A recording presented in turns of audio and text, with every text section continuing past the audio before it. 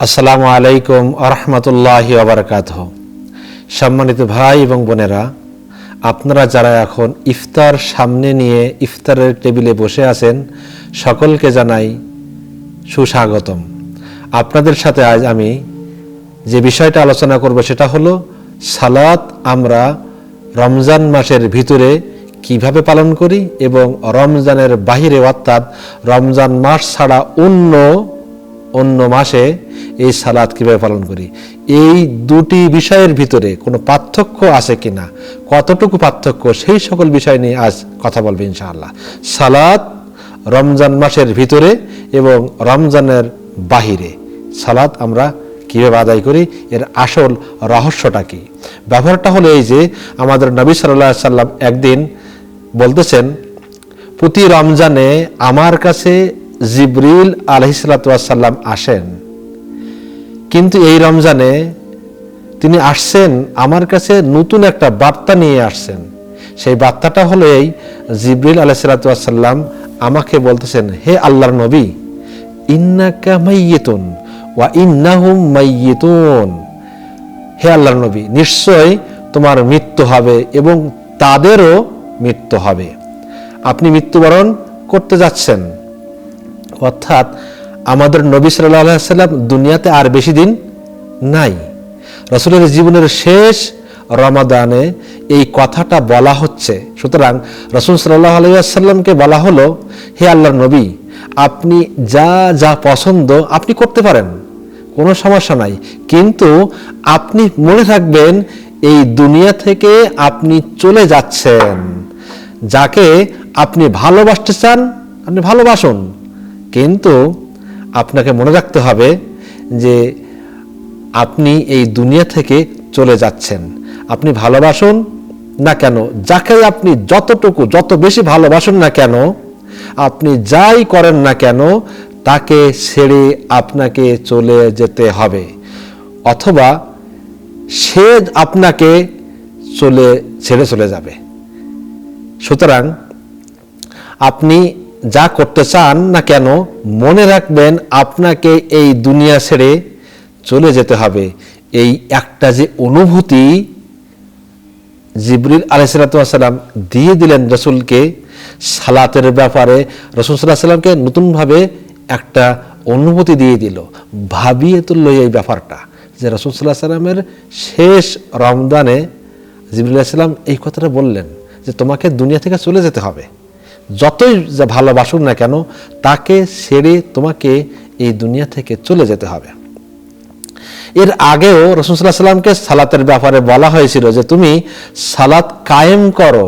সে কথাটাও আল্লাহ রাব্বুল আলামিন কোরআনুল কারীমে এভাবেই বলছেন, হাফিজু আলাস সালাওয়াতি ওয়াস সালাতিল উস্তা, তোমরা সালাতের প্রতি যত্নবান হবে, বিশেষ করে মধ্যবর্তী সালাতের প্রতি যত্নবান হও।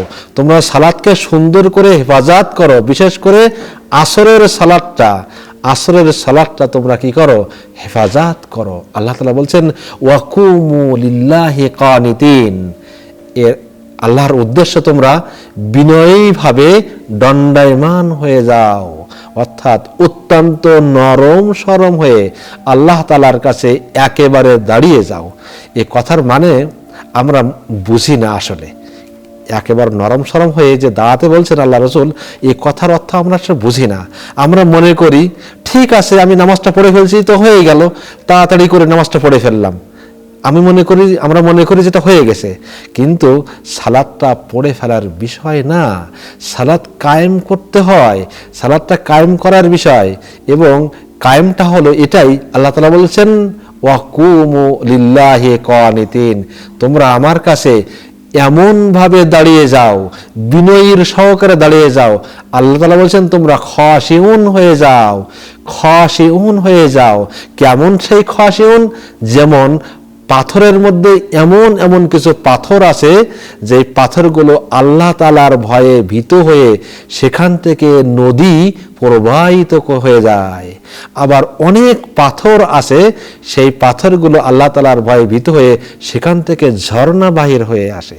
আল্লাহ তাআলা সে কথাটাও কোরআনুল কারীমে সূরা বাকারায় আল্লাহ তাআলা বলে দিয়েছেন, ওয়া ইন্না মিনাল হিজারাতি লামা ইয়াতাফাজ্জারু মিনহুল আনহার ওয়া ইন্না মিনহা লামা ইয়াশাক্কাকু ফায়াখরুজু মিনহুল মা। কিছু কিছু পাথর আছে, ওই পাথর আল্লাহ তাআলার ভয়ে নহর তৈরি করে দেয়। আবার কিছু কিছু পাথর আছে, ওই পাথরগুলো আল্লাহ রাব্বুল আলামিনের ভয়ে সেখান থেকে পানির ঝর্ণা তৈরি হয়ে যায়। আল্লাহ তাআলার ভয়ে যদি কাঁদতে না পারেন, তাহলে এমন হয়ে যাও যেন তুমি বিনয়ের সাথে মানে গড়িয়ে গড়িয়ে পড়তেছো, বিনয়ের সাথে গড়িয়ে গড়িয়ে পড়তেছো। আল্লাহ তাআলা বলছেন, ওয়া ইন্না মিনহা লামা ইয়াহবিতু মিন খাশিয়াতিল্লাহ। পাথরের মধ্যে এমন কিছু পাথর আছে যা আল্লাহ তাআলার ভয়ে ধসে পড়ে। যেমনিভাবে দেখেন পাহাড়ের উপর থেকে পাথর গড়িয়ে গড়িয়ে নিচে পড়তেছে, আস্তে নরম হয়ে যাচ্ছে, পড়ে যাচ্ছে। আপনি যখন সালাতে দাঁড়াবেন তখন অত্যন্ত বিনয়ের সাথে সালাত আদায় করুন। রমজান মাসে রোজা অবস্থায় আপনি অনেক সালাত আদায় করতেছেন। এই সালাতগুলো আদায়ের জন্য যখন আপনি দাঁড়াবেন তখন এই তিনটি অবস্থা যদি থাকে, তিনটি অবস্থা, আপনি কাঁদতেছেন তো নহর হয়ে যাচ্ছে সালাত, তাহলে আপনি কাঁদতেছেন তো কাঁদতে কাঁদতে আপনার চোখ দিয়ে পানি গড়াইতে গড়াইতে নদী বয়ে যাচ্ছে, কাঁদতেছেন অথবা কাঁদার চেষ্টা করতেছেন, চোখে পানি আসতেছে না কিন্তু আপনি চেষ্টা করতেছেন চোখে পানি নিয়ে আসার জন্য, বিনয়ের সাথে নরম সরম হয়ে আপনি দাঁড়াইতেছেন। এই সালাত কিয়ামতের দিন নূর হয়ে যাবে, আপনার জন্য দলিল হবে, নূর হবে। এই সালাত কবরে আপনাকে আলোকিত করে দেবে, অন্ধকার কবরটা এই সালাতটা আলোকিত করে দেবে। রাসূল সাল্লাল্লাহু আলাইহি ওয়াসাল্লাম বলছেন, মান হাফাজা আলাইহা কানাত লাহু নূরান ওয়া বুরহানান ওয়া নাজাতান ইলা ইয়াউমিল কিয়ামা। যে ব্যক্তি সালাতকে হেফাজত করবে, অর্থাৎ এই 5 ওয়াক্ত সালাত হেফাজত করবে, এই সালাত কিয়ামতের দিন অন্ধকারে তার জন্য নূর হয়ে যাবে, নূর আলো হয়ে যাবে। ও বুরহানান দলিল হবে, তার পক্ষে দলিল হবে। ওয়া নাজাতান এবং তার জাহান্নাম থেকে মুক্তির কারণ হয়ে যাবে এই সালাত। তাই আসুন আমরা এই রমজানের ভেতরে সালাতকে সুন্দর করে দেই। আমল নামা যখন হাতে পাবো তখন যেন আমার আমল নামা এই সালাত জলজল করে জ্বলতে থাকে, আমরা যেন এই জলজল করা নূর নিয়ে জান্নাতে যেতে পারে। তাই আসুন এই রমজানের শেষ মুহূর্তে ইফতারের সামনে নিয়ে আল্লাহ তাআলার কাছে দোয়া করি, ও আল্লাহ তুমি আমার সালাতকে কবুল করে নাও, আমার সিয়ামকে কবুল করে নাও, আমার রোজাকে কবুল করে নাও, ইফতারকে কবুল করে নাও, আমার বাবা আমারকে তুমি কবুল করে নাও। তাদের যদি কবরে আযাব হয়, আযাব থেকে তুমি নাজাত দিয়ে তাদেরকে ক্ষমা করে দিয়ে তুমি জান্নাতবাসী করে নাও। ওয়া মা তৌফিক ইল্লা বিল্লাহ। আসসালামু আলাইকুম ওয়া রাহমাতুল্লাহ।